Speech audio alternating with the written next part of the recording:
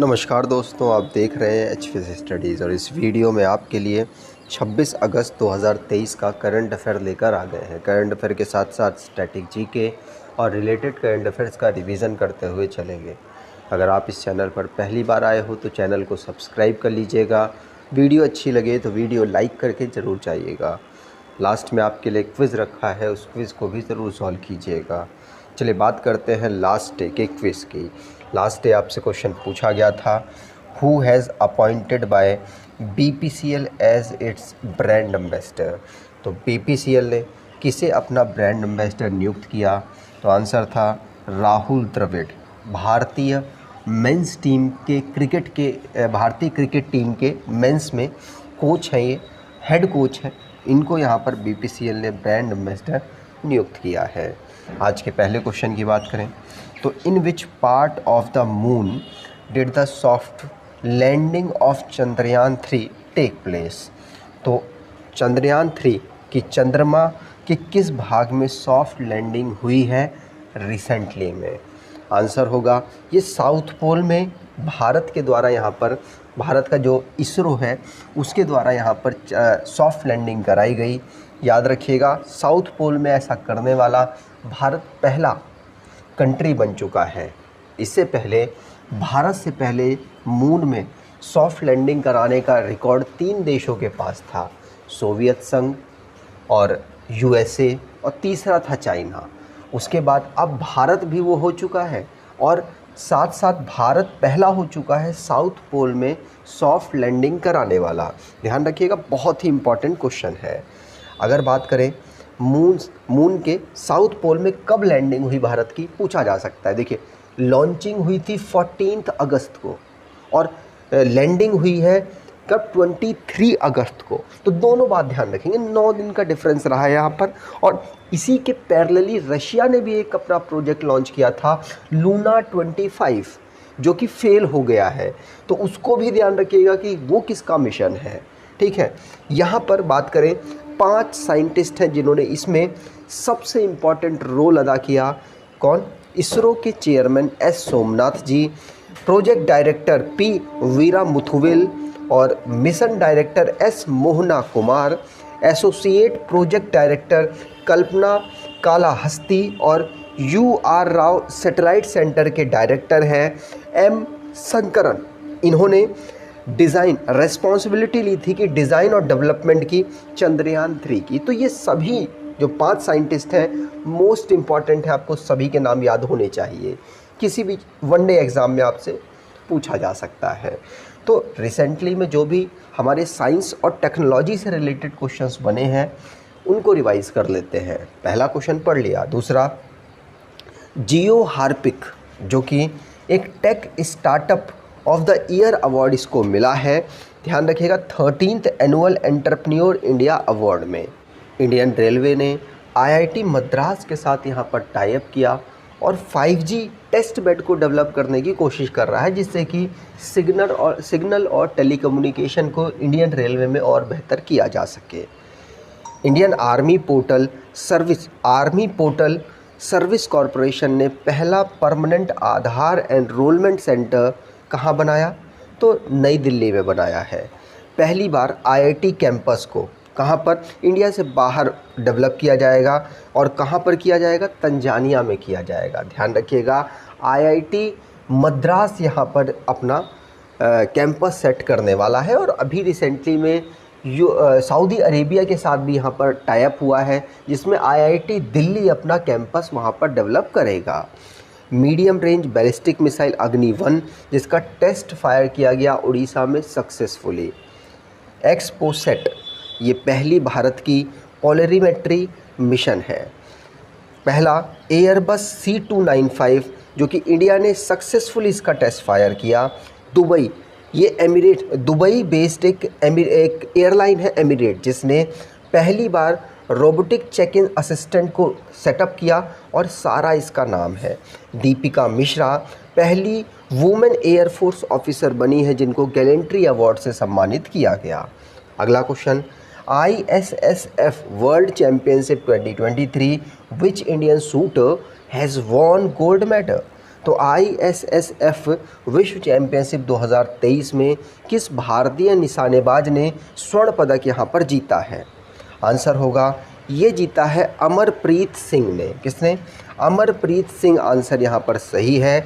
Indian shooter हैं और 25 metre की स्टैंडर्ड पिस्टल शूटिंग में ISSF वर्ल्ड चैंपियनशिप 2023 में इन्होंने गोल्ड मेडल जीत लिया। इसे ऑर्गेनाइज कहाँ कराया जा रहा है? तो बाकू अजरबैजान में इसे ऑर्गेनाइज कराया जा रहा है।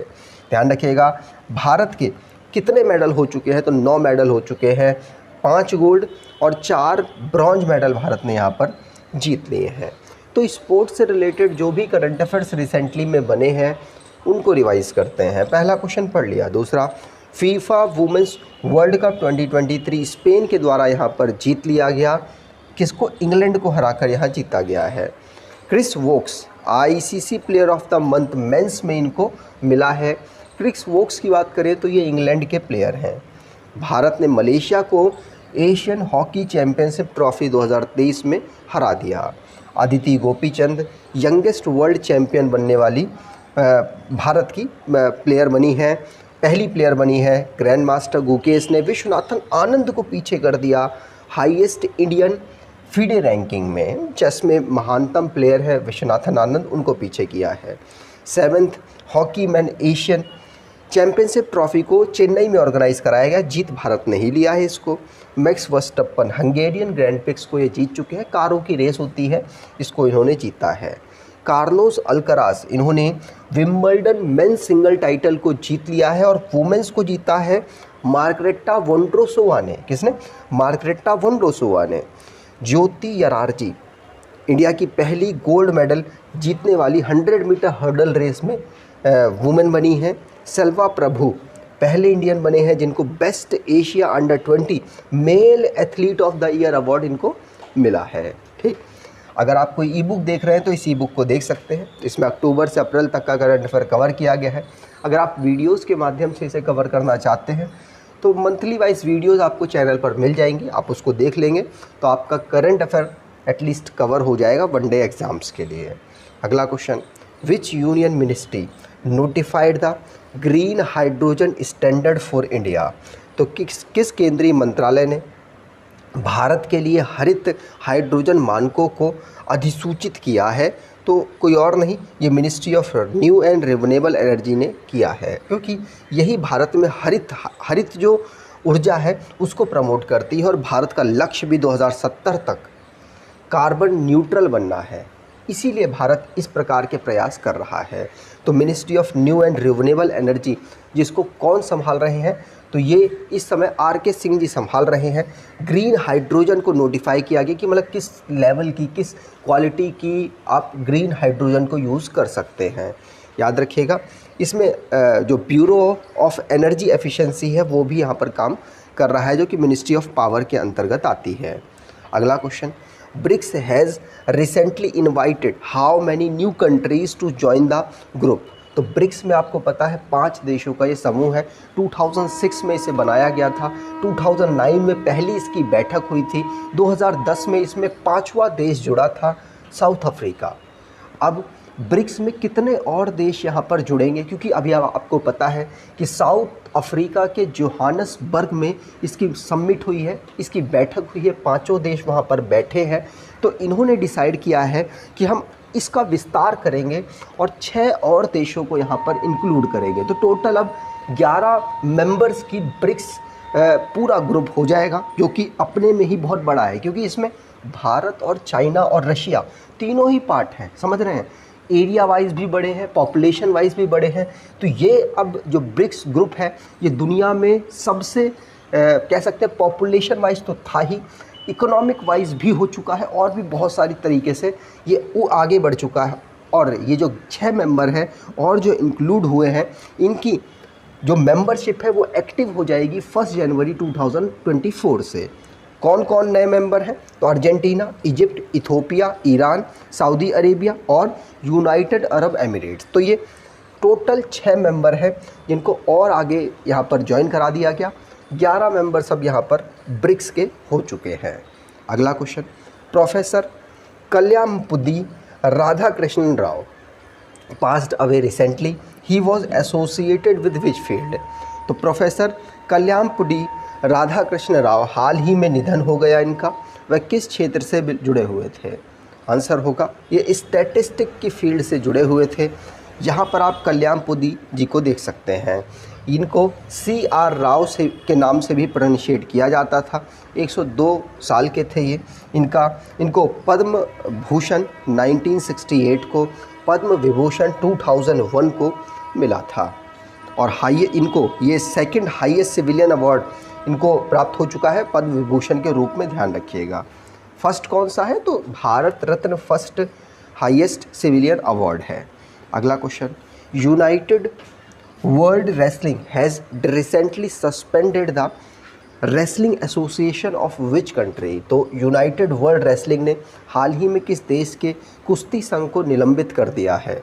आंसर होगा ये भारत को यहाँ पर निलंबित कर दिया है। तो भारत की जो कुश्ती संघ है इसको यहाँ पर सस्पेंड कर दिया है यूनाइटेड वर्ल्ड रेसलिंग ने। क्यों किया है? क्योंकि रेसलिंग एसोसिएशन में इलेक्शन ऑन टाइम पर नहीं होते हैं, नहीं कर पाते हैं रेसलिंग फेडरेशन ऑफ इंडिया, जिसकी वजह से इनको यहाँ पर सस्पेंड कर दिया गया। अगला question, which company is set to launch India's first kerosene oxygen powered rocket? तो पहली बार ऐसा हो रहा है भारत में कि केरोसिन ऑक्सीजन पावर्ड कोई रॉकेट लॉन्च की जाएगी। और ये कौन सी कंपनी करने को तैयार है? आंसर होगा ये अग्निकुल कॉस्मोस यहाँ पर इसको करने को तैयार है। और इंडिया की ये पहली है, इसीलिए इम्पॉर्टेंट है, ध्यान रखिएगा।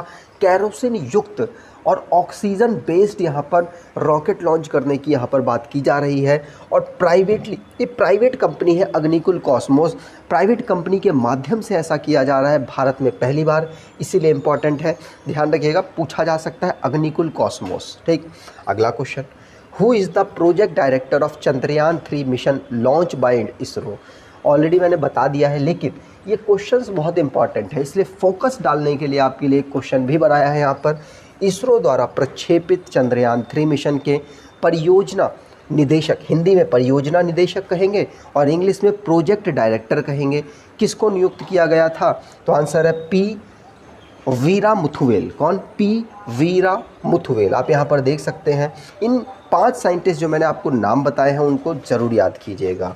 वो चंद्रयान 3 में इनका अपॉइंटमेंट 2019 में हुआ था, जब भारत का चंद्रयान 2 22 जुलाई को लॉन्च हुआ था। याद होगा आपको, 22 जुलाई 2019 को जब चंद्रयान 2 फेल हुआ था, उसके बाद फिर चंद्रयान 3 की बात की गई। और अब यहाँ पर फाइनली चंद्रयान 3 सॉफ्ट लैंडिंग कराने में सक्सेसफुल रहा है। आगे के प्रोसीजर जैसे जैसे पता चलते जाएंगे मैं आपको इन्फॉर्म करता जाऊँगा। तो यहाँ पर 2019 को P वीरा मुथुवेल जो कि प्रोजेक्ट डायरेक्टर के रूप में चंद्रयान 3 के लिए नियुक्त किए गए, इन्होंने बेहतर काम किया और उसके बाद आप देख ही रहे हैं रिज़ल्ट।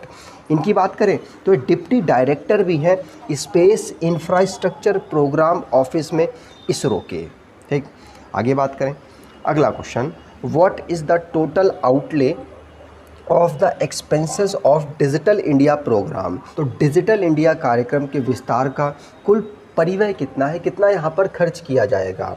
तो आंसर है 14,903 करोड़ रुपए यहाँ पर खर्च किया जाएगा डिजिटल इंडिया प्रोग्राम के माध्यम से। तो इस डिजिटल इंडिया प्रोग्राम के 9 पिलर्स हैं। आप यहाँ पर 9 पिलर्स देख सकते हैं, जैसे ब्रॉडबैंड का पूरा सिस्टम तैयार करना, पब्लिक इंटरनेट की सुविधाएं प्रोवाइड कराना आसानी से, और इन्फॉर्मेशन सभी तक पहुँचाना कि आपके पास क्या क्या सुविधाएं हैं, आप डिजिटली किस प्रकार से पहुंच सकते हैं, early harvest, universe access, IT की जॉब को और बेहतर करना, ऑलरेडी बेहतर है, साथ साथ ई क्रांति, ई गवर्नेंस, इलेक्ट्रॉनिक्स, ये 9 पिलर्स हैं जो कि डिजिटल इंडिया के माध्यम से यहाँ पर तैयार किए गए हैं, जिसमें 1409 करोड़ रुपए खर्च होगा।